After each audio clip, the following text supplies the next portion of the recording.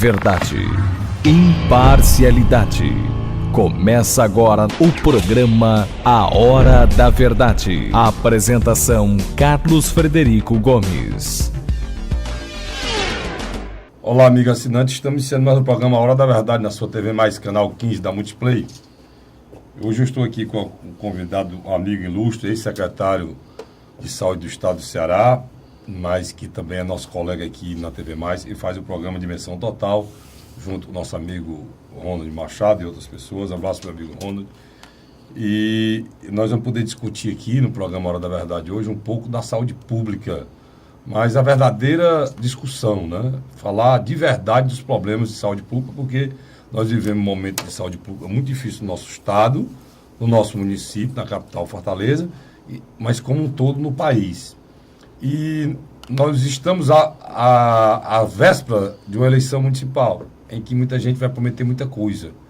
E eu quero esclarecer, usando meu amigo Dr. Arruda Bastos, para o cidadão, para a cidadania, para você, o que realmente eles podem prometer. Será que a gente sabe o que eles podem prometer? O prefeito pode prometer que um hospital pode funcionar contente sem o governo do estado, sem o governo federal. O prefeito pode prometer em abastecer todos os postos de saúde com remédio a contento e satisfaça a população sem a ajuda do governo federal, sem a ajuda do governo estadual. O prefeito pode prometer colocar as UPAs para funcionar 100% sem essa ajuda. Nós vamos esclarecer tudo isso aqui agora. Antes disso, eu queria lembrar um momento difícil que Fortaleza vive, o estado do Ceará vive, com essa questão do crime organizado. O estado do Ceará, e aí o governador Camilo Santana está fazendo o que se pode e o que se espera de um governante. Em termos da Secretaria de Justiça, ele está tentando colocar os presos dentro do que a lei determina. E isso gera conflito. Quando gera conflito, a reação.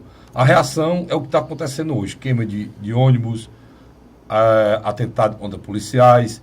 Isso é uma coisa, já é fruto de uma reação de um Estado que quer organizar o que foi desorganizado e totalmente destruído com a greve dos agentes penitenciários. Vamos lembrar isso, né? Era ruim, era difícil, era um barril de pólvora, mas depois da greve piorou e piorou muito. É necessário que ele tenha responsabilidade de quem faz e do que faz em relação à situação do Estado como um todo. Eu estou colocando isso aqui porque todos nós, cidadãos do Estado do Ceará, cearense, nós temos a obrigação de apoiar e de ajudar o governo nesse momento. Eu lamento profundamente que a nossa oposição ainda continue sendo aquela do pior melhor, que se coloca querendo que esse caos aumente para ter um handicap eleitoral. Afinal de contas, nós estamos em mais um ano eleitoral. Isso é lamentável. Todo país da Europa vive dificuldade parecida com a gente, no caso da Espanha, onde tinha caso de atentado lá, os dois principais partidos se uniam, se juntavam, se irmanavam na luta contra o terrorismo. Aqui não. Aqui, se puder contribuir para que piore politicamente, para que chegue ao desastre do Estado, vão tentar. Isso é que revolta a gente como cidadão, porque a política não pode ser sempre essa politicalha, não. Não pode ser sempre essa politicagem, não. Não pode ser sempre essa vagabundagem, não. E vem sempre acontecendo aqui. Tá certo? Então, é um momento difícil que a gente espera da oposição é que dê apoio ao governador, porque a oposição reclamava que os presídios estavam azougues, estavam mesmo, né? Os presos é quem estavam mandando. Um presídio com 600 celular não é presídio. O governador foi para cima, tentou de uma maneira muito difícil, porque não tem estrutura para isso, trazer para a normalidade. E está longe de chegar. Mas só foi iniciar, já viu a reação. E hoje é necessário que a gente entenda e dê apoio ao governo do Estado. Dito isso, não é um assunto eu queria falar aqui, estava engasgado. Eu vou já passar para o meu amigo Luiz aqui. Luiz, eu tenho a oportunidade de hoje, doutor Arruda, para discutir a saúde do Estado do Ceará. Num momento importante, que é o momento de eleição, né? E não é só isso também, não. É uma oportunidade única de estar ao lado de hoje de uma das pessoas que apresentam uns programas que debatem assuntos muito pertinentes e parecidos com os nossos, né, o Carlos Frederico? Com certeza. A TV Mais teve um ganho muito grande com o programa do Dr. Arruda pela qualidade que vem sendo feito do Dr. Arruda. As pessoas que vêm trazendo aqui são pessoas que são um ícone. Por exemplo, tem um amigo aqui, o nosso querido jurista Djalma Pinto, inclusive já teve várias vezes no meu outro programa que eu faço na TV, o Dr. Arruda também já esteve lá, pela ordem. e que falou em direito eleitoral no estado de Ceará e falou em cidadania. É uma pessoa espetacular. Doutor Arruda, é um prazer tê-la aqui comigo no programa Hora da Verdade. Não, primeiro saudar o telespectador, o assinante, agradecer o convite do Carlos para participar da Hora da Verdade, e aqui está com o meu amigo Luiz aqui, que participou do nosso programa Dimensão Total com o doutor Djalma Pinto. Pois é. Eu que sou assíduo telespectador do seu programa. Obrigado. Quero parabenizar também tanto a TV Mais como o Carlos pela qualidade das discussões que vocês levam aqui todas as semanas. E fale também do seu programa de rádio. Aproveite. Doutor Arruda tem um programa 2, né, doutor Arruda? Eu sou radialista, né, cara? Eu sou radialista. E eu tenho 2 programas na Rádio Assunção. A Rádio Assunção é um programa Saúde em Dia, muito bom. De segunda a sexta, meia de hora, 12h30 a meio-dia, entre 2 programas políticos, né? Então eu separo ali os 2. O Carlos Silva do Fernando Maia. Eu lhe acompanho. Essa semana você estava falando do caos que é hoje a questão, não vou nem falar nas doenças, a questão do mosquito. O mosquito tem superado tudo. Tem, Carlos, porque hoje se morre mais de febre chikungunya aqui no Ceará do que por dengue. Está lhe acompanhando. E zika vírus, e até mais do que tuberculose, e até mais do que AIDS. E toda essa doença é transmitida pelo mosquito. Mosquito que está dentro da casa das pessoas. Nós perdemos a guerra, né, doutor? Infelizmente perdemos a guerra. Ele se adaptou muito, e se não tiver um trabalho muito grande, tanto do governo como da sociedade, nós vamos enfrentar muita dificuldade, porque dengue nós temos 4 tipos, né? E quando o dengue surgiu, só era um tipo. Ela vai sofrendo mutação, vírus. Chikungunya no momento é um, daqui a pouco são 2, daqui a pouco passa para 3. Zika vírus já causando microcefalia. Então nós estamos com um mosquito que transmite esse leque de doenças e que elas podem causar tanto óbito como diversas outras alterações no organismo, né? Então quero agradecer e estou à disposição. Doutor Arruda, já que o senhor entrou nesse assunto aí, deixa eu lhe perguntar uma coisa. É importante a gente saber disso. Há anos atrás, acho que há 100 anos atrás, se eu tiver errado, o senhor me corrige, eu estou puxando aqui na memória. Não sei se foi Oswaldo Cruz que iniciou o combate ao mosquito na época, no Rio de Janeiro, especificamente, na capital. Sim. E praticamente foi questão da vacina. Foi praticamente, ele conseguiu. Ele não perdeu a guerra, ele ganhou a guerra contra, na época, não era nem a dengue, era a malária, né? Diversas doenças, né? Porque naquela época as pessoas tinham um entendimento de que não era para se vacinar, e a vacina tornou-se obrigatória. Quer dizer, o trabalho sanitário, hoje, o que o governador Camilo Santana, em muito boa hora, encaminhou para a Assembleia uma lei, né, que obrigue as pessoas proprietárias de casas e de terrenos que estão fechados, né, que a Prefeitura de Fortaleza, que os agentes de endemia possam entrar, né, e ali fazer o trabalho de fiscalização, se tem foco ou não. Mas imagina aí no começo do século passado como é que isso não era. A dificuldade, né? Eu tinha um equívoco de pensamento interessante. Eu achava que esse mosquito, Carlos Frederico, não se proliferava em água limpa. E é interessante. É o contrário. Era o contrário, eu pensava que era em lama. Não, ele sempre a história é que ele só se expandia em água limpa. O que foi descoberto depois é que ia tanto em água limpa quanto em água suja. Aí foi um desastre. Quando ele iniciou, ele realmente só gostava de água limpa. Então, aguinha parada, caixa d'água, uma água potável. Uma tampa de refrigerante. Até alguns tipos de plantas que acumulam água. Acumulam água, as calhas, os pneus, né? O que é que aconteceu? Ele foi sofrendo tanta adaptação que hoje ele vive até numa água de esgoto. Esse é o grande problema. A solução, doutor Arruda, aquela máxima, saneamento básico? O saneamento básico é o principal. Uma outra coisa que ele se acostuma foi com veneno, né? Aquele fumacê. O inseticida fumacê. O fumacê antigamente era ótimo. Quando eu entrei na secretaria, há 8 anos atrás, começava uma epidemia no município, manda o fumacê. Enfim, você debelava, hoje manda o fumacê, o mosquito está rindo. Ele teve uma evolução... Ele teve uma evolução. Ele evoluiu, como as bactérias, né, como igual os fungos, o antibiótico, como os germes, né, que você começa a tomar antibiótico, ele adquire resistência. Ele adquiriu resistência ao veneno. Tanto que o governo agora está com uma ideia infeliz, desse ministro aí da Saúde, que eu critico muito, de permitir que aviões despejem toneladas e toneladas de veneno para combater o mosquito. Isso vai ser um absurdo, porque o veneno também é tóxico, ele faz mal Arruda Bastos, Na política existe hoje uma questão de delimitar espaços em áreas estratégicas para pessoas que às vezes não estão preparadas para o cargo. A saúde é uma delas, provavelmente a nível do governo federal. Indiscutivelmente, tanto o governo Dilma e agora o governo Michel Temer, eu acho que não usaram o critério correto para a escolha. E nem um instante. Nem um instante para uma pessoa... A Dilma demitiu um técnico respeitado e botou aquele deputado federal do PMDB, o nome dele? Marcelo Castro. Marcelo Eu Castro. também critiquei muito aqui o Então, Marcelo Castro. Demitiu um técnico, cara. Porque era o Arthur Quioro, né? Arthur Quioro, Que é um técnico respeitado. Professor, universitário. Viu, Carlos Frederico? Você tem uma ideia... Isso é certíssimo o que você está falando. Você sabia que os americanos estão... Mas em todas as áreas são assim nesse país. Você sabia que os americanos estão devolvendo os ingressos das Olimpíadas? Não, mas não tem quem venha. Não vem. Luiz, por exemplo, a questão. Vamos falar. A gente está falando Cada no mosquito. A questão da Da zika. zika e do chikungunya. Da chikungunya. A questão da. Porque o chikungunya para um atleta de alto rendimento é um desastre, cara. O cara passa um ano sem jogar, sem jogar. competir. Sem competir. É como esse campeão de golfe. Ele Aí não eu vem. vou lá para o Rio, contrai uma doença dessa. E meus campeonatos, que é onde eu ganho dinheiro, meus Falou patrocinadores. na família, na possibilidade de ter um filho, porque a zika é transmitida sexualmente. Lá não tem um mosquito, mas é transmitido sexualmente para a família dele. E o grande problema é que a gente não se toca isso e não dá a verdadeira importância que é esse caos. O que eu noto, doutor Arruda, é que o cidadão brasileiro ele vai se acostumando com coisas ruins ao ponto de se acomodar e achar que isso é normal. E a única maneira que a gente pode vencer isso é com a ajuda da cidadania, né?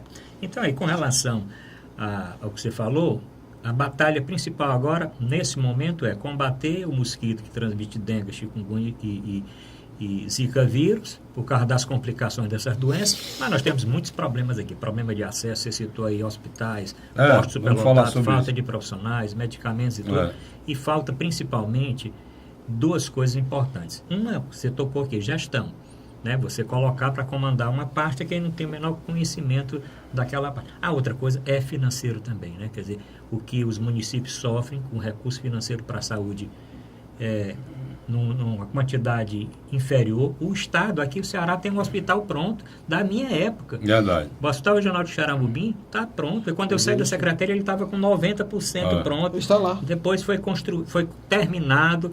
Eu comprei todos os equipamentos, fiz a seleção para as pessoas trabalharem lá. E esse hospital até hoje está esperando recurso do governo federal para funcionar. Eu estive viajando esse final de semana, até comuniquei o Carlinhos. E é interessante, quando eu terminei a minha palestra em Quixadá, eu tinha que dar no mesmo dia, na com sexta. colete, a porra de bala? Também. Aí eu tinha que dar uma palestra em Iguatu e passei pelo hospital. É um espetacular. Não é interessante. Quando você vê as fotos, você já acha ele da dimensão enorme. Quando você vê ele ao vivo, mas é triste, está Pumes na frente e um grupo de trabalhadores lá de braço cruzado que não tem mais nada para terminar. Ali simplesmente é abrir mesmo. Tinha a questão do abastecimento, né, de água, acho que foi resolvido. E o principal é o assunto, eu iniciei aqui falando, e a gente vai entrar nele aqui agora. Aproveitar esse primeiro e segundo bloco, terceiro bloco a gente fala mais de política eleitoral. Doutor Arruda, o senhor tocou no ponto. Eu quero entrar nessa questão porque é uma forma até didática de a gente passar para o nosso telespectador o que ele deve, ou o que ele deve entender como real das promessas que virão aí para a campanha. Vamos falar especificamente do Hospital de Xaramubim, que é uma coisa emblemática, né, Luiz? Você falou aí, emblemático. Um hospital desse porte parado é emblemático. O prefeito de Xaramubim pode ir para o rádio dizer, olha, se eu for eleito, o novo prefeito de Xaramubim pode dizer, se eu for eleito, né, eu vou resolver o problema e vou botar o hospital para funcionar. Pode? Mas se ele falar isso, já vou avisando aqui o nosso telespectador de Quixaramubim, não vote nele não, porque é mentira. É mentira. Um hospital desse, o hospital o custeio do Hospital Regional do Xaramubim, durante um ano, é o valor que o governo gastou para construir. Ali aquele hospital foi na casa de, arredondando, 100 milhões. 100 milhões. Qual é a prefeitura que tem 100 milhões por ano para colocar um hospital, sem contar o resto da estrutura. A prefeitura tem que dar prioridade à atenção básica. Pronto, o que a prefeitura, o que é que o prefeito pode aí eu puxei o hospital justamente para chegar assim. O que é que o prefeito realmente pode fazer? O que é que o prefeito pode prometer com recurso próprio? Pronto, se ele prometer, do orçamento do município. Pronto, se ele prometer que vai universalizar o programa de saúde da família para todos os distritos, esse prefeito está com uma proposta boa. Olha, eu vou colocar o programa de saúde da família para funcionar em todos os distritos aqui de Xarambubim. Pronto. Vou contratar médicos para essas equipes do programa de saúde da família. Ótimo. Vou tratar de melhorar toda a atenção básica. O posto de saúde vai ser reformado. Onde não tem posto de saúde, eu vou construir um melhor. Vai ter veículo para as equipes se deslocarem de um distrito para outro. Não vou deixar faltar medicamento para atenção básica. Né? Se o prefeito universalizar o programa de saúde da família, colocar os postos de saúde para funcionar... Ele pode prometer isso? Pode. Sem depender do governo do Estado? Ele pode. Sem depender do governo federal? Não, porque ele já tem uma verba do sei, governo federal sei. por cada equipe do programa de saúde da família. Ele já tem uma verba do governo federal para assistência farmacêutica. Bom. E ele já tem uma verba... Para atenção básica, o recurso... Claro que o município entra um pouco mais do que os seus 15%, porque... É natural. Né, o tem que priorizar. O município vai custar 15%. Não tem um que gasta muito mais do que isso. O Estado, 12%. O Estado, desde a minha época, gasta mais do que 12%. O governo federal é que é o vilão do negócio aí. É o governo federal. Que era para dar 10%, nós lutamos por 10% e ele não dá, às vezes, nem 5%, nem a metade. Esse é um grande fato. Mas o prefeito tem que melhorar isso, atenção básica. Se ele prometer... Ele pode prometer o seguinte: eu vou lutar para o governador do estado inaugurar o Hospital Regional de Xarambubim, vou lutar lá no Ministério da Saúde. Aí ele pode dizer isso. Deixa eu lhe fazer uma pergunta. Se tiver Vai dizer que vai botar para funcionar com o dinheiro dele? Não vai. Se não estiver funcionando uma UPA no município dele, ele disser que vai botar para funcionar contente, ele pode? Consegue? Sozinho não. A UPA tem um incentivo que é padronizado e definido. Na hora que uma UPA fica pronta, o governo federal entra com 50% do custeio. Município 25%. E o Estado está ajudando com 25% e o município com 25%. Tem uma UPA em Aracati para começar a funcionar. Da minha época. Tem uma no Canindé? Que não começou a funcionar ainda. Não, a de Canindé até já começou.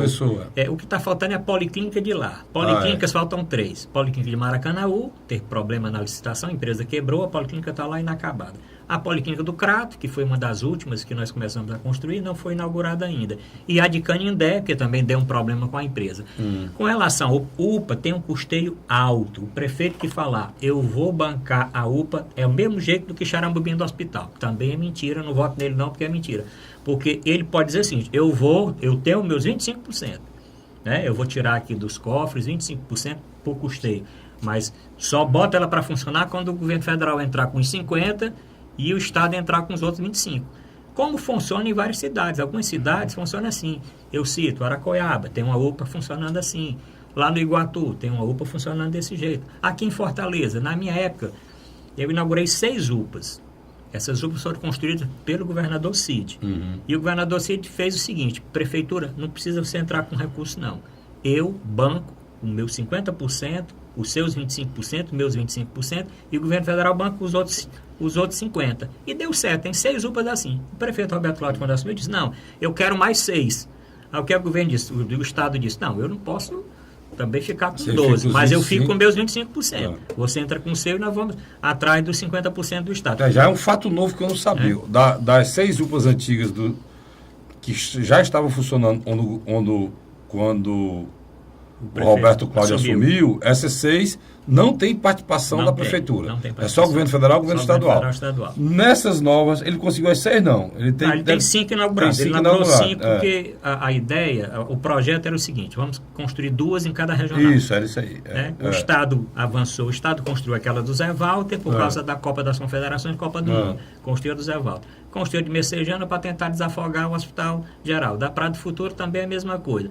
Foi lá para o Canindézinho, foi para o Altran Nunes e inaugurou também, né? E para o Conjunto Ceará. Então, o Estado construiu essas 6. A Prefeitura veio depois, botou no Janguruçu, uma no Itaperi, uma na Vila Velha, e uma lá no Pirambu, né? E aí vai compor as suas... Esse é um projeto que o prefeito eu acho que pode propor. Construir mais um pouco do que isso. Roda Basto, Ricardo Frederico. Em 2015, o meu pai, que tem 81 anos, disse que queria ir no posto de saúde se vacinar com a questão da gripe. E eu fui contra. Disse, não, pai, a gente passa na farmácia, eu compro a vacina e tal. Disse, não, besteira, vamos. E é perto da casa dele, a gente foi caminhando. Quando eu cheguei lá, um atendimento fora do comum, ar-condicionado. Qual foi o ano? Sei. 2015, ano passado. E me chamou a atenção. Um posto de saúde muito bem equipado. Qual posto, Luiz? Jardim das Oliveiras. O posto de saúde Jardim das Oliveiras. Tá? Me chamou a atenção. Dias atrás, eu conversando com alguns moradores da região, eles não reclamam mais da falta de médico, eles não reclamam mais do atendimento, mas esse processo de não ter remédio, aquele remédio contra a febre, aquele remédio contra a pressão, a insulina... Qual é o problema daqui? O Luiz tocou no ponto fundamental. Por que a doutora Socorro Martins não conseguiu... nós estamos indo para o último ano, né? Terminando. Os últimos meses, na verdade. Os últimos meses. Ela não conseguiu, e o senhor dizia que tem a verba definida, mas tem também a compra, né? Essa compra compartilhada, no caso, capital de frente de interior, né? Eles têm que fazer a compra junto com o governo do Estado. Como é que é isso, doutor? Existe isso desde a minha época, até antes, ainda na época do Jurandir Frutuoso, que era secretário, uma compra centralizada pela assistência farmacêutica do Estado para baratear o custo, né? Porque se você faz uma licitação para o Estado todo, para todos os municípios, o medicamento que custa... O que o município ia comprar por R$1, compra por 30 centavos. O Estado comprando. Mas parece Fortaleza e Sobral Fortaleza e Sobral estão fora. Pois é. Eles se beneficiam, mas não tanto. O problema da falta de medicamento, muitas das vezes, tem culpa o governo federal também. Pois porque existem alguns medicamentos que são fornecidos pelo governo federal. Pronto, aí, Luísa. Tá certo? Alguns fornecidos. Você citou aí o negócio de vacinas e alguns medicamentos especiais. Outros medicamentos, não. Da atenção básica, a prefeitura compra, o Estado também compra. Os gestores da minha época também reclamavam o problema de licitação. Eu acho que tem que existir uma atualização, modernização na forma de fazer licitação. Você está vendo esse escândalo todo que está por aí, né? Negócio de licitação.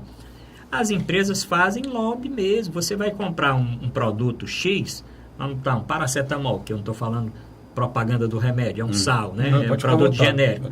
Você vai comprar e aí tem várias empresas que produzem, né, com nomes diversos, aquele medicamento. Muitas das vezes você faz a licitação é deserta. O que é deserta? Não tem uma empresa, um laboratório que queira vender. Né? Então, muitas das vezes, outras vezes, é falta também de gestão. Gestão do posto de saúde, da assistência farmacêutica do Estado, da logística. Isso é muito comum no interior, aqui na capital acontece. O município vai olhar, não tem controle do seu estoque, a sua CAF, né, que acumula todos os medicamentos, vários medicamentos, aquele controle mínimo. Porque quando você chega no estoque, que tem lá aquele controle mínimo, você tem que procurar logo comprar, adquirir para poder repor. É um problema sério. A indústria farmacêutica, nós temos uma dependência muito grande de importar muitos sais, porque o Brasil, infelizmente, ainda não produz os medicamentos que necessita, nós precisamos importar, e muitos laboratórios, existe um lobby de multinacionais, dificulta muito o gestor público adquirir esses medicamentos. Por isso tem que ser feito com muito planejamento, né, doutor? Daí é que está, isso justifica em parte, mas não em todo, porque nós temos que planejar a compra com 1 ano de antecedência, 6 meses de antecedência para não faltar. E se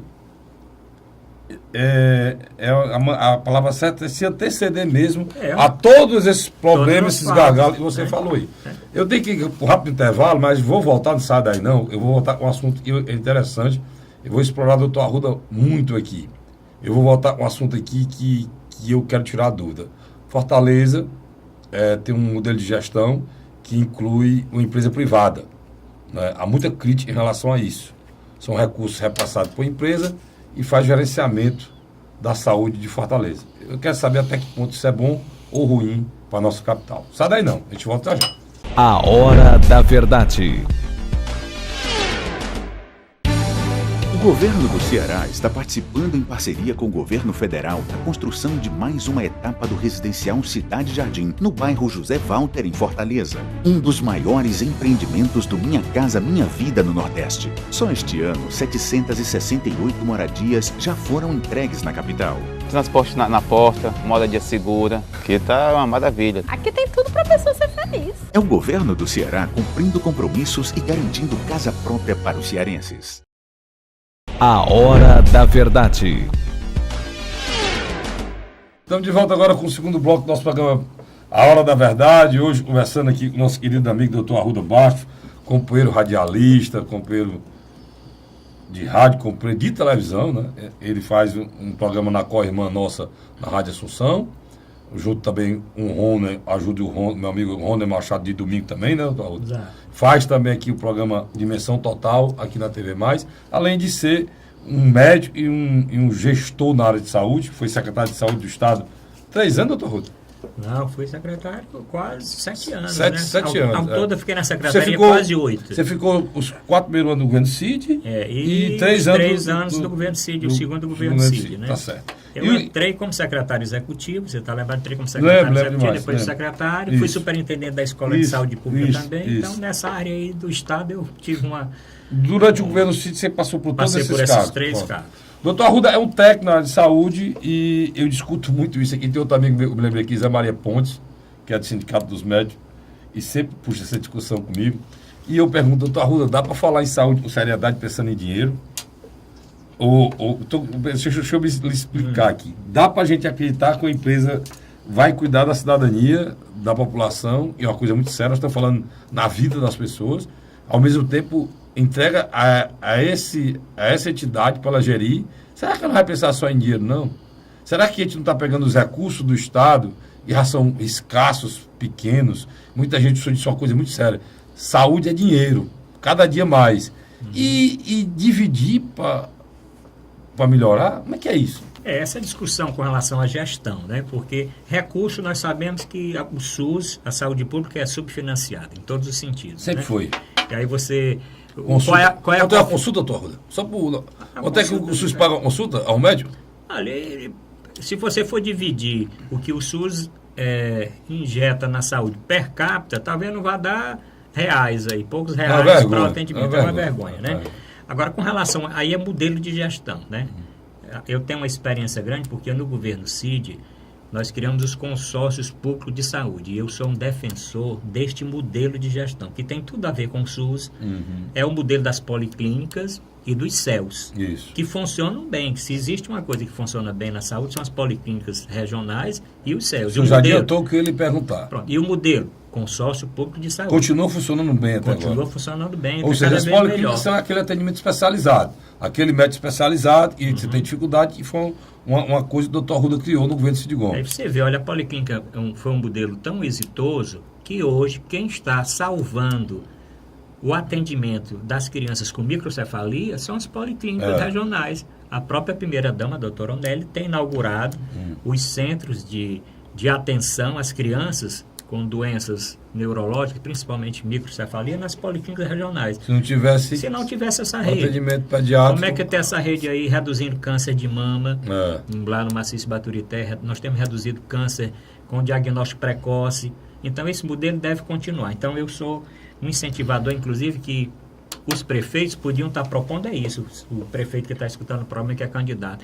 Eu vou mudar o modelo de gestão. Eu vou alterar um pouquinho o modelo de gestão. No lugar de ficar só administração direta, que é aquela administração que a própria Secretaria Municipal de Saúde ou a Secretaria Estadual de Saúde faz, que é a administração direta, ou então de criar uma autarquia, como é o caso de Fortaleza, tem uma autarquia que é o IJF. Nós temos uma autarquia no Estado, que é a Escola de Saúde Pública, na Secretaria da Saúde.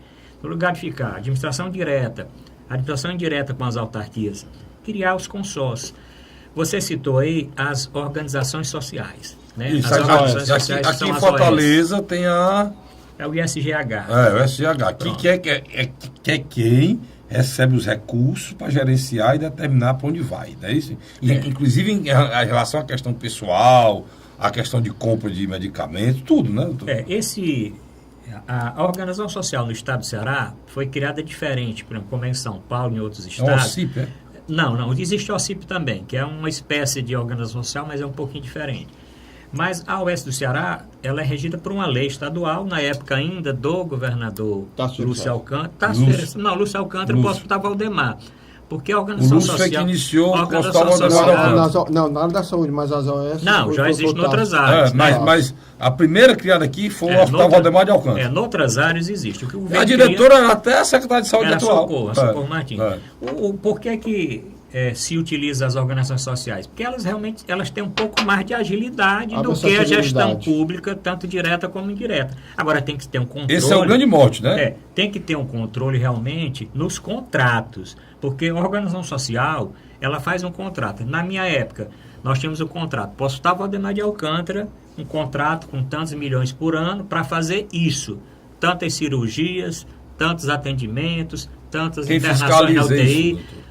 A CEPLAG, né? A CEPLAG, a própria Secretaria da Saúde, porque esse contrato, os tribunais, Tribunal de Contas do Estado, Tribunal de Contas se tiver recurso do município também, o Tribunal de Contas dos municípios, TCU, se tiver algum recursozinho federal que caia nesse bolo aí. Então o problema é o seguinte, o contrato, nós tínhamos um cuidado grande, o contrato do Valdemar e o contrato dessas UPAs de Fortaleza. Essas 6 UPAs de Fortaleza, para que elas pudessem entrar em funcionamento mais rápido, foi um contrato com este instituto. E o A Instituto prefeitura gerenciava os 50%, você falou no início, e a o recurso era do Estado. O Estado repassava esse recurso e o Instituto ISGH fazia o gerenciamento direto. A contratação de pessoal, a compra Doutor de Arruda, medicamentos e tal. grande Agora, o problema é o contrato, é a fiscalização.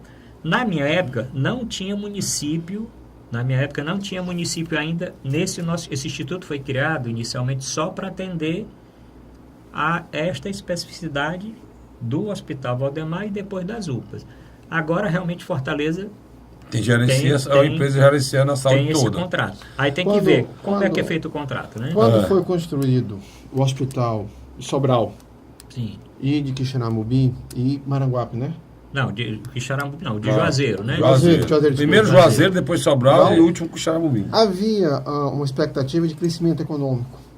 O governo, principalmente no final do segundo mandato de Lula e o primeiro mandato de Dilma. Havia uma expectativa, havia projetos, havia uma garantia do governo federal de repassar esses recursos, coisa que agora nós sabemos que ela não pode. Ou não quer. É uma discussão que eu queria que você respondesse. Você acha que... Não, o Ceará tinha que ter o modelo de Pernambuco, mas aqui é 4-1. O doutor Arruda me disse isso numa entrevista lá atrás, no Pela Ordem. É 4-1. Olha, o Ceará bota R$4, o governo federal bota 1. Em Pernambuco, como é, doutor? O governo federal bota até mais do que os 4. O que acontece é o seguinte, como é que é o recurso? O recurso assegurado no teto de média e alta complexidade, que é preço dos hospitais, está garantido. O governo não pode refluir desse recurso. O que o Estado perde aqui é o seguinte, como o Estado cresceu a sua rede, o Estado teve que investir mais. Investiu e aumentou o custeio. E o governo federal ficou só no custeio que já tinha definido. Tinha alguma coisa no papel, doutor Arruda? Eu sei disso, eu conversei com o senhor sobre isso já. Esse modelo pré-estabelecido do Ceará, que é exitoso, as policlínicas, o doutor Arruda falou, os hospitais regionais e as UPAs fechando, né? Esse é um modelo e o governo queria replicar a nível nacional, né? Tem alguns estados que estão replicando e o governo federal também. O próprio projeto de governo da presidenta Dilma, agora esse segundo, eu participei, uma parte da elaboração, nós colocamos policlínicas regionais. Né? Porque o governo, quando nós íamos a Brasília atrás de recursos para as policlínicas, o que é que o governo federal dizia? Não existe policlínica no Brasil, não. Tem no Brasil, mas tem no Ceará. Né? É um equipamento de saúde, né? O que é que existe? Qual o problema a presidente hoje? Prometeu, doutor Arruda? Prometeu. Olha, eu quero estabelecer isso. Pronto, eu quero que porque o governador Cid, o senhor, estão sendo muito criticados nesse sistema e foi montado. E eu acho que a crítica é infundada.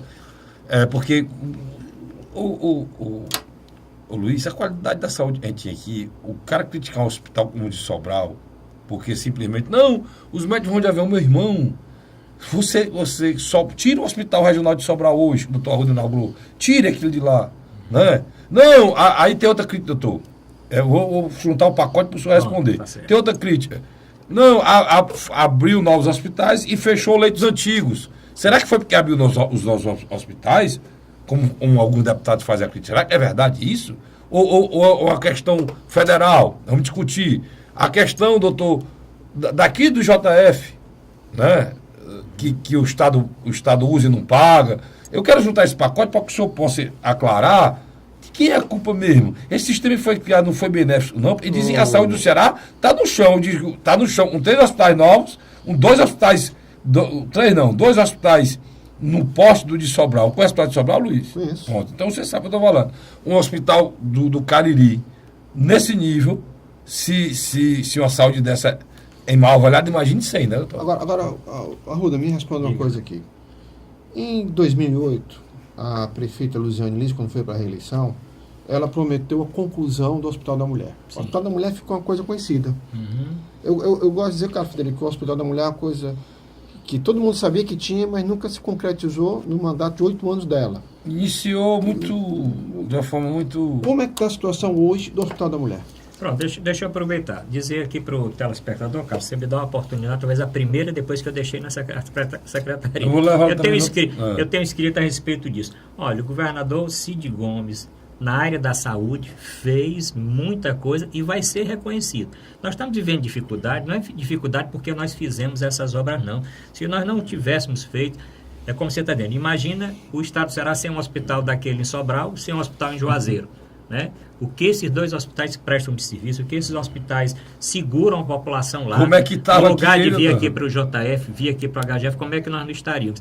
22 policlínicas, como é que essa população atrás de um médico especializado nas filas esperando enormemente? Só lembrando, um novo HGF, né? É praticamente o dobro, né? O HGF que o senhor terminou aí, que o senhor fez, é praticamente o dobro do que o senhor recebeu. E outra coisa é o seguinte, o Estado criou esses leitos novos, mas o Estado não fechou. Leitos públicos não foram fechados. Os leitos que foram fechados foram leitos privados, credenciados ao SUS, de hospitais privados que fecharam. Não, mas dizem... Aí e hospitais filantrópicos também que reduziram o seu atendimento. Santa Casa, mas não são leitos públicos. Mas deixa eu lhe perguntar, essas guias, esses leitos, esses novos hospitais que foram criados, tomaram esses leitos dos outros hospitais? Os hospitais que foram criados, eles passaram a ter uma atenção especializada.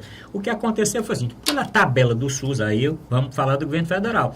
A tabela do SUS é uma vergonha.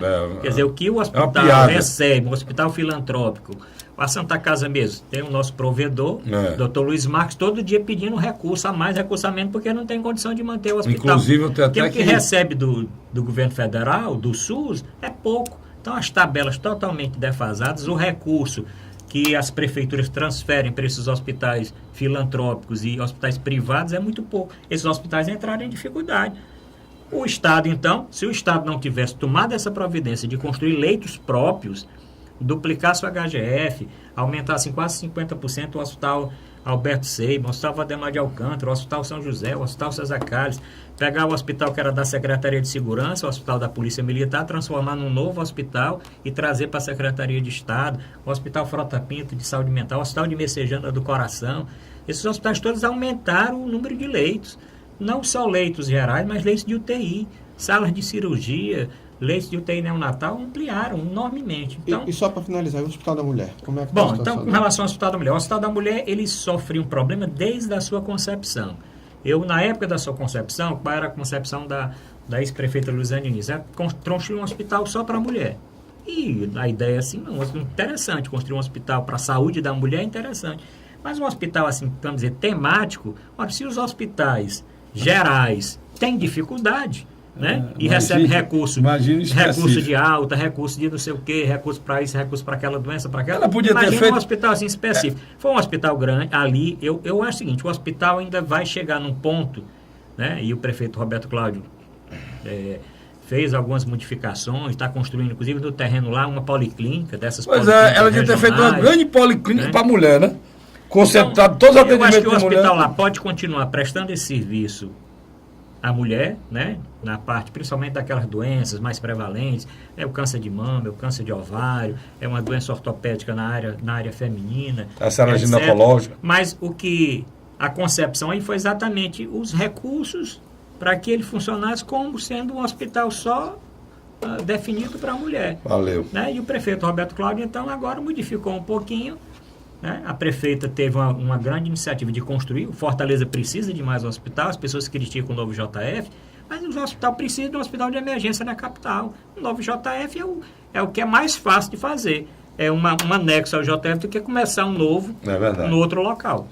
Doutor Arruda, eu tenho que ir para outro intervalo. O assunto aqui daria 3 programas, ou 4, né? Porque se eu fosse entrar em detalhe nessa concepção dos hospitais, da importância desse fechamento que quiseram fazer com um hospital regional, com as policlínicas, com as UPAs e com os postos de saúde e com a saúde preventiva, se o governo federal não tivesse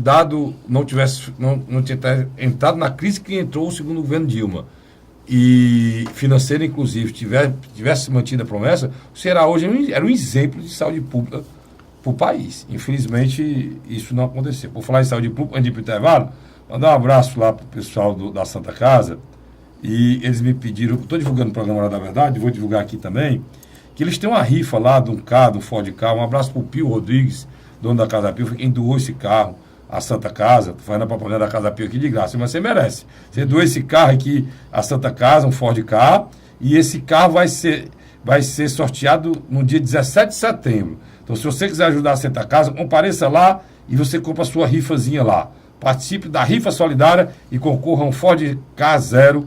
Compre aqui o seu cupom, lá na Santa Casa. Tá? Santa Casa foi um trabalho espetacular. Vou falar sobre isso. O doutor Arruda conhece mais do que eu. E eu sei o quanto é importante aquele trabalho para a saúde pública de Fortaleza do estado de Ceará. Sai daí não. Eu volto já para o terceiro e último bloco do programa Hora da Verdade. A Hora da Verdade. O governo do Ceará está participando em parceria com o governo federal da construção de mais uma etapa do residencial Cidade Jardim, no bairro José Walter, em Fortaleza. Um dos maiores empreendimentos do Minha Casa Minha Vida no Nordeste. Só este ano, 768 moradias já foram entregues na capital. Transporte na porta, moradia segura, que tá uma maravilha. Aqui tem tudo pra pessoa ser feliz. É o governo do Ceará cumprindo compromissos e garantindo casa própria para os cearenses. A Hora da Verdade. Estamos de volta com o terceiro e último bloco do programa Hora da Verdade. E agora nós vamos discutir política. Eu tenho que trazer o doutor Arruda aqui de novo. Viu, doutor Arruda? Você vai ter que ter o segundo tempo desse programa, porque eu quero entrar nesse modelo que o senhor criou junto com o governador Cid Gomes. O senhor foi a grande peça que acompanhou desde a fundação dos hospitais até a entrega, né, com o show da Ivete Sangalo, e deu uma confusão grande. Aí eu vi um prefeito do interior levando para um forró um evento mais caro do que a Ivete. E ali em Sobral, eu não tenho nem sombra de dúvida de dizer, foi o equipamento mais importante inaugurado na história de Sobral. Foi o Hospital Regional de Sobral. É o maior hospital do interior nordestino. Pronto. Lá em Sobral. Eu falo o equipamento mais importante, inaugurado na história de Sobral. Aí levaram a Ivete Sangalo, que custou 500 mil, e o governador até hoje só fez esse desgaste aí. E o ex-governador. E você vê, tem prefeitura levando para fazer um forró, o mesmo valor. Você vê como é que é. Caiu uma marquise externa, questão da bucha do parafuso, foi discussão nacional. Por quê? Politicagem. E a gente precisa identificar isso, Luiz, para a gente entender a cidadania, cara. Mas olha, porque a crítica para fazer o governador eu faço. É uma crítica para o governador, claro. O governador não ganha de erro. Quer fazer uma crítica, outra crítica ao governador? Quer fazer vários? Eu faço muitos aqui. Os tatuzões. Errado. Terrível. Um erro horrível. Agora, aonde você está acertando? O tatuzão, a ideia é interessante. Você não alugaria mais aquele equipamento. O problema Luiz, se você não tem a certeza absoluta que esse empreendimento vai continuar, você não pode correr isso no estado próprio. Mas isso que eu estou dizendo, né, Carlinhos? A ideia de comprar os tatuzão foi interessante. Agora, a manutenção, o repasse... Não, se eu comprar, será que o repasse chega agora? Eu vou ter que pagar 1 milhão por mês para manter esse equipamento? Será que vale a pena? Ou aguarda, é melhor te aguardar? Como, por exemplo, a refinaria. A refinaria não houve... Eu estou querendo só aclarar, Luiz, como é de praxe desse programa, falar a verdade, que se você quer crítica para o ex-governador, você tem muitas. Mas tem lados positivos Mas também. Respeite o que foi feito de bom. Eu estou na frente de um homem aqui que trabalhou muito. Não tenho amizade do doutor Arruda, mas ver no doutor Arruda um cidadão, um gestor de qualidade e sabe o que estava fazendo. Um homem de bem. E eu vejo as críticas. Eu disse, rapaz, vocês fazem um desserviço às pessoas que trabalham bem. Só isso. A minha constatação, doutor Arruda, é essa. Porque no Ceará tá ficando difícil. E aproveitar Tá ficando difícil. só a palavra e também elogiar outro homem de bem, João Ananias. Sim. É, o Joãozinho. Joãozinho, Meu amigo grande João Ananias. secretário, E deputado secretário federal. também. Boa lembrança, viu, Luiz? Boa João, lembrança. Começou com a gente, boa na lembrança. secretaria. Ele João. começou, Boa eu era o lembrança. secretário executivo dele. As eleições, elas começam a tomar corpo, né? Sim, agora está chegando na hora. É interessante que o nosso querido Arruda Baixo, também no programa dele, Dimensão Total, tem abordado também esses temas. Me chamou muita atenção, Carlos Frederico. Indiscutivelmente, o pré-candidato, deputado estadual, Capitão Wagner, ou Wagner de Souza, conseguiu reunir no palanque dele a mesma oposição que enfrentou Camilo no segundo turno. Mesmo. Vamos lá? O mesmo apoiamento que o Mesmo Eunício grupo. teve, o capitão tem. Tem, né? vamos lá. O doutor Lúcio, Lúcio. Tasso e Não, vamos lá. Lúcio, Roberto Pessoa, Roberto Pessoa no PR. Tasso e Luiz Ponte no PSDB, Isso, o próprio Eunício isso. e agora Genesias Noronha, que É. em 2014, no primeiro turno, apoiou Camilo, mas no segundo turno apoiou Eunício de Oliveira. E agora vai apoiar o Capitão Wagner Já no primeiro turno. no primeiro turno. É. Indiscutivelmente, o Capitão Wagner cria uma condição ímpar de um leque não só de aliança, mas de tempo de televisão. O Capitão Wagner, vou ser bem claro, Marquinhos. O Capitão Wagner conseguiu reunir o que ele queria, sem exceção de nenhum. Né? O que ele pensou em reunir, em termos de apoio, ele conseguiu. Agora eu posso voltar no tempo só um pouquinho? E o possível, né? E o possível, até mesmo o possível. Né? É o mesmo grupo que em 2013 foi na sala do Heitor Ferrer pedir para ele ser candidato a governador. Você se lembra que nós estivemos naquela sala? Eu estive na sala na hora que eles estiveram lá, logo depois. Né? E até você brincou.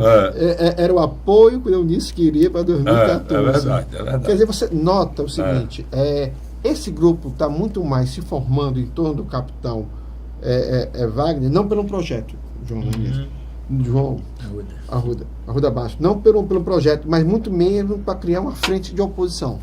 Isso é fato. Eles querem garantir, Luiz, eu já tive essa conversa, doutor Arruda. A intenção é garantir o lugar do segundo turno. Né? Logo grande de saída. possibilidade Para não ter a possibilidade de não chegar no segundo turno. Só que Fortaleza não é assim, não. Fortaleza, o tempo e a história tem mostrado, não é 2 mais 2. É igual a 4. Não é igual a 4, não. Vamos lá.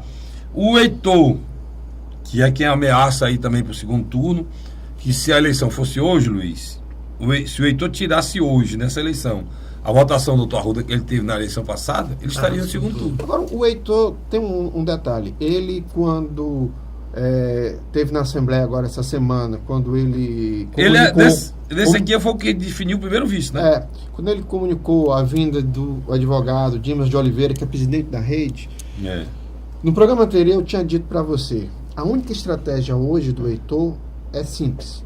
O discurso ético-moral na política. E o segundo ponto, ele vai atrás dos 150 mil votos que Renato Rosendo tirou na última eleição, porque são eleitores afins dele, do Heitor. São eleitores que se baseiam muito mais na discussão da renovação da política, uma pessoa que vai moralizar o serviço público. Então, o que acontece?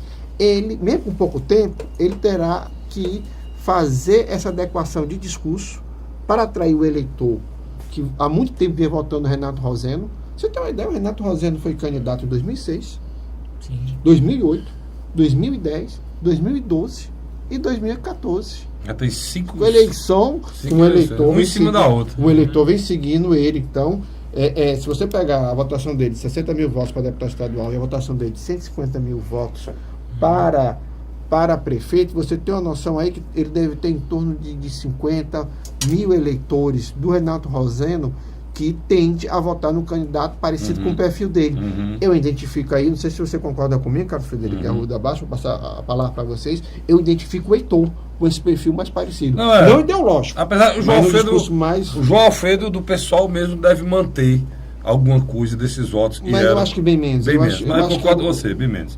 Tem também a candidatura do Gonzaga, que é no lado mais à esquerda, né, Luiz, também, e vai ser replicada, né? Mas o PSTU tem uma confirmada a candidatura do Gonzaga, vai ser a primeira convenção, né? Mas o PSTU tem uma coisa que eu achei interessante.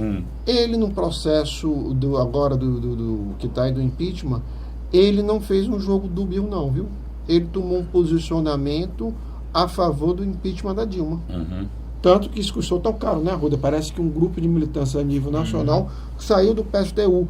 Eu acho que o PSTU hoje, em alguns aspectos, ele quer se tornar o que o PT foi outrora, um discurso mais incisivo e mais objetivo.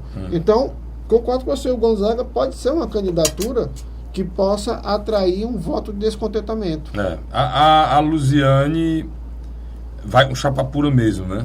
Não tem outra eu saída. não sei se você concorda comigo, eu acho que a candidatura da Luziane ela é bem mais fragilizada que em 2004. Em 2004, ela vinha no processo ascendente. Uma vereadora bem votada em 2000, uma deputada muito bem votada em 2002, e quando ela foi candidata em 2004, ela foi vitimizada. E isso foi muito bom para ela. Foi bom, excelente para ela. Chegou ao segundo turno, agora não. Agora é um processo totalmente diferente, ela está isolada, ela tentou, junto com Catanho, conversar com os pequenos e médios partidos, não atraiu nenhum até agora. E para complicar... Chapa pura, PT. Para complicar, ela esperava que o Lula viesse para o Ceará e me parece-me que o Lula não quer encrenca com o Camilo Santana. Eu acho que aí, na minha avaliação, Luiz, a Roda Baixa tem um pouco da mão e dos interesses do líder da minoria hoje no Congresso, que é o Guimarães. Falando bem claro, o Lula não sabe nem o que vai fazer amanhã, mano. Ele está no turbilhão, Luiz, e não dá para ele estar pensando. A gente pensa. O Haddad lá em São Paulo, pensa, né? A gente pensa que a cor do cearense, a gente pensa que é o sol, né? A gente pensa que é o sol.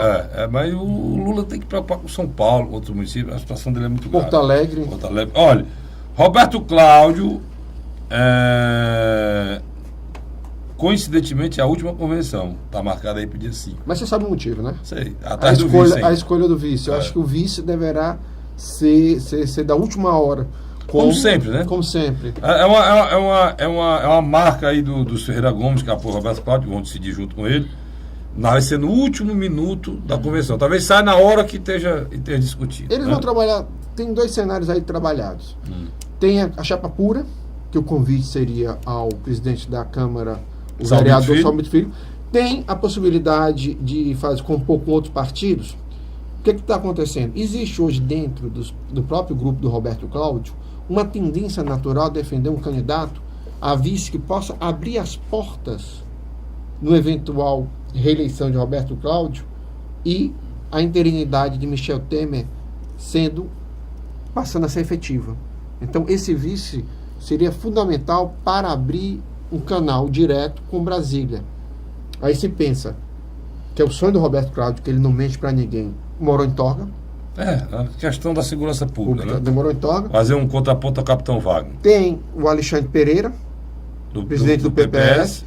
Tem a própria Nicole Barbosa, que é o nome dos empresários.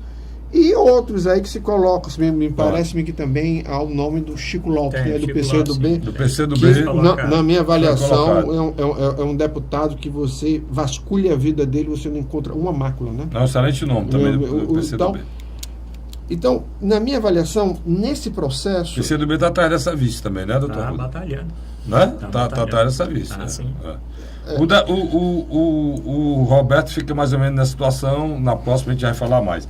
Tem a candidatura do deputado Tim Gomes, que pode atrair mais 1 ou 2 partidos pequenos. E por enquanto, que falam do vice, poderá ser a esposa do meu amigo deputado Vanderlei Pedrosa, mãe do deputado Bruno Pedrosa. Agora, na grande realidade, o Tim Gomes é o coringa aí do processo, na minha avaliação.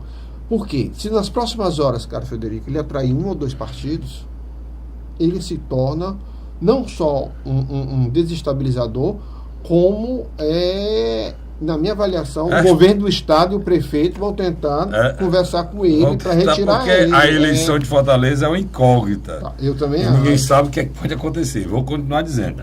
Há a possibilidade da candidatura do Ronaldo Martins, existe essa possibilidade também. Luiz? Eu tenho uma tese do Ronaldo Martins. Eu acho, pessoalmente, eu tenho colocado aqui.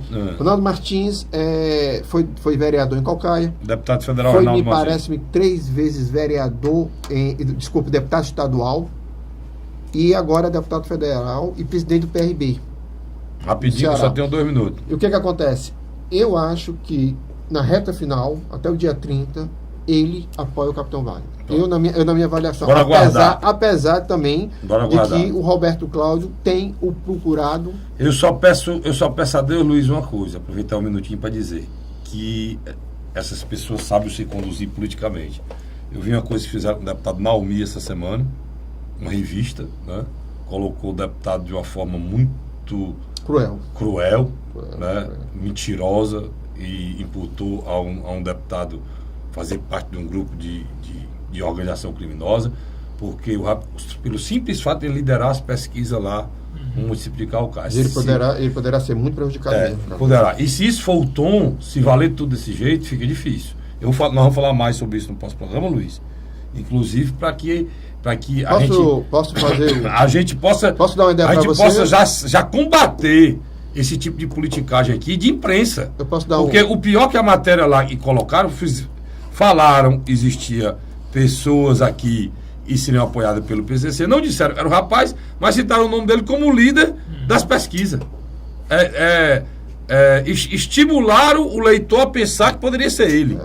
Isso é terrível. E o pior, ninguém assina a matéria. Ele tem que processar a revista. Tem que acabar, acabou o programa. Faça um convite ao próprio para vir aqui. Eu não sei se pode, nós temos a questão eleitoral, né? Mas eu vou fazer para que ele possa até usar para se defender, para dizer, ele teve na tribuna da Assembleia, mostrou todas as certidões, né? De que não tem os processos lá, se ele tem certidão, porque não tem processo, né? Arruda. Então aí tem que aguardar. Doutor Arruda, aproveite lhe agradecer, viu? E aproveite aí, fale do seu programa, os horários que ele passa, tudo. Bom, então, aproveitando aqui, Pode ficar à vontade. O programa Dimensão Total na TV passa aqui na TV Mais terças e quintas às 22 horas e sábado um pouquinho mais cedo às 9 da noite. 9 da noite. Dimensão Sempre Total. depois do nosso programa, Depois interessante. de você.